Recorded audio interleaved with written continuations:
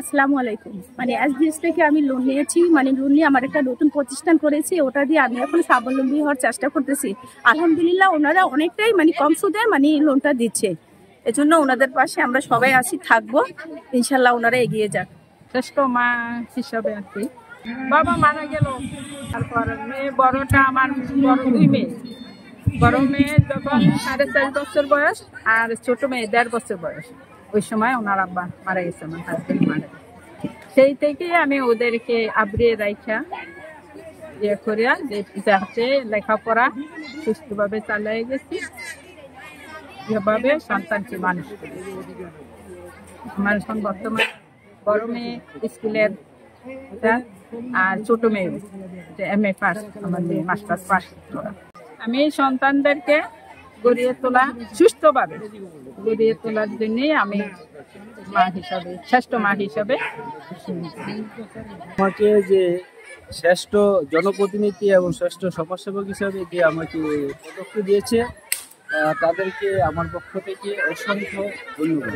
আমাদের এইটা হচ্ছে একটা প্রজেক্টের কাজ, পাশাপাশি আমরা মাইক্রো ফিন্যান্স নিয়ে কাজ করি। মাইক্রো ফিন্যান্স হচ্ছে আমাদের SDS এর শরীয়তপুর ডেভেলপমেন্ট সোসাইটি। এই মাইক্রো ফিন্যান্সের কাজ হচ্ছে সহজ শর্তে ঋণ প্রদান করা এবং তা আদায় করা। এটার অফিস হচ্ছে নতুন হ্যামচর বাজার ক্লিনিকের মোড়। এটা অফিস আমাদের মূলত চরবরুবি ইউনিয়ন থেকে শুরু করে আপনার জালিয়ারচর পর্যন্ত আমরা এগুলো কাজ করি মাইক্রো ফিন্যান্সের। পাশাপাশি আমাদের যে একটা প্রকল্প আছে, বর্তমান যে প্রকল্পটা, সেটা হচ্ছে আপনার সহজ শর্তে ঋণ প্রদানের মাধ্যমে, যেটা স্যানিটেশন, আমাদের স্বাস্থ্যসম্মত টয়লেট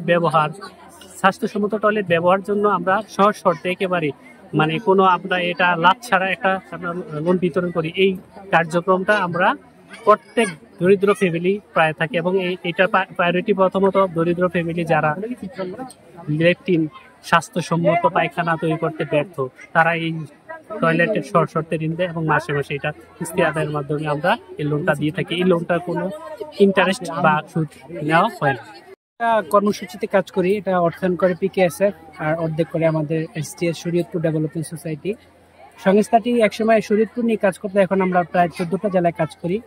তো আমরা হচ্ছে সমৃদ্ধি কর্মসূচি, এখানে হচ্ছে যে কর্মসূচিগুলো আমরা করি, শিক্ষা, স্বাস্থ্য, স্যানিটেশন, ভিক্ষুক পুনর্বাসন, বিনামূল্যে স্থানীয় অপারেশন, এই কাজগুলো করি। তো শিক্ষার পাশাপাশি আমরা প্রতি বছরই একটা বার্ষিক ক্রীড়া প্রতিযোগিতা করি। প্রতিযোগিতা হচ্ছে যেখানে সকল শিশু থেকে বৃদ্ধ পর্যন্ত সকলকেই অংশগ্রহণ করে।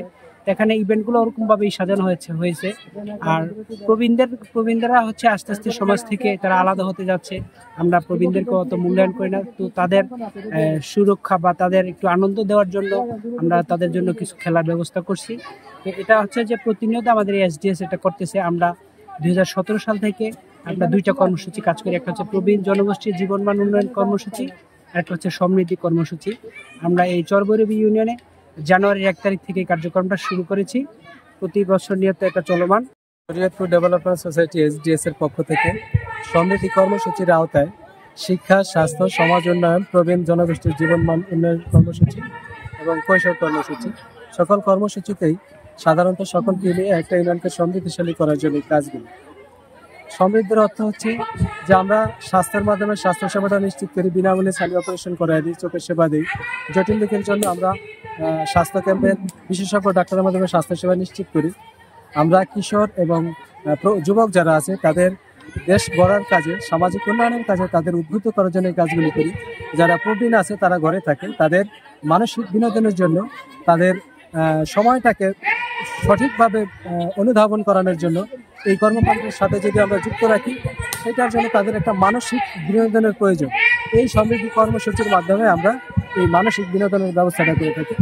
এখানে আমাদের বৈকালিক শিক্ষা কেন্দ্র আছে। বৈকালিক শিক্ষা কেন্দ্রের এই শিক্ষার্থীরা এখানে অংশগ্রহণ করতেছে। তারা খেলাধুলার পাশাপাশি তাদের মানসিক বিকাশের জন্য তাদের একটা চিন্তার ক্ষেত্র এখানে পেয়েছে।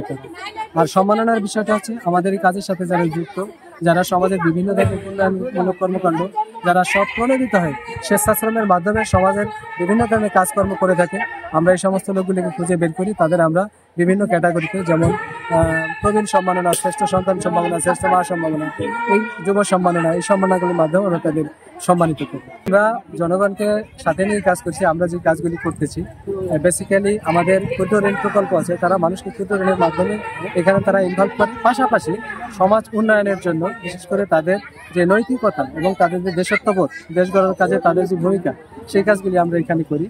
এখানে প্রবীণদের কমিটির মাধ্যমে, যুবকদের কমিটির মাধ্যমে তাদের যে দায়িত্ব কর্তব্য, দেশের প্রতি যে তাদের কমিটমেন্ট, অঙ্গীকার, এটা যাতে সঠিকভাবে থাকে, তারা যেন সুনাগরিক হয়, তারা যাতে দেশের প্রয়োজনে, মানুষের প্রয়োজনে কাজ করতে পারে, মূলত সেই কারণে সমৃদ্ধি তাদের এই আত্মসামাজিক উন্নয়নের ক্ষেত্রে তাদের কাজগুলির সাথে আমরা যুক্ত করি। এবং তাদের বিভিন্ন ধরনের শিক্ষাবৃত্তি আছে, এবং তার পাশাপাশি যে জিনিসটা আছে সেটা হচ্ছে যে কারিগরিমূলক প্রশিক্ষণ, এবং প্রশিক্ষণ পরবর্তী তাদের আর্থিকভাবে সহযোগিতার মাধ্যমে তাদের নতুনভাবে উদ্যোক্তা সৃষ্টি করে, যাতে দেশের সামগ্রিক দারিদ্রতাটা এখানে হ্রাস হয়। বিশেষ করে বহুমাত্রিক দারিদ্রতাটা, এই বহুমাত্রিক দারিদ্রতা দূরীকরণের যে অন্যতম প্রয়াস, সেটা এই সমৃদ্ধি কর্মসূচির মাধ্যমে পাওয়া যায়।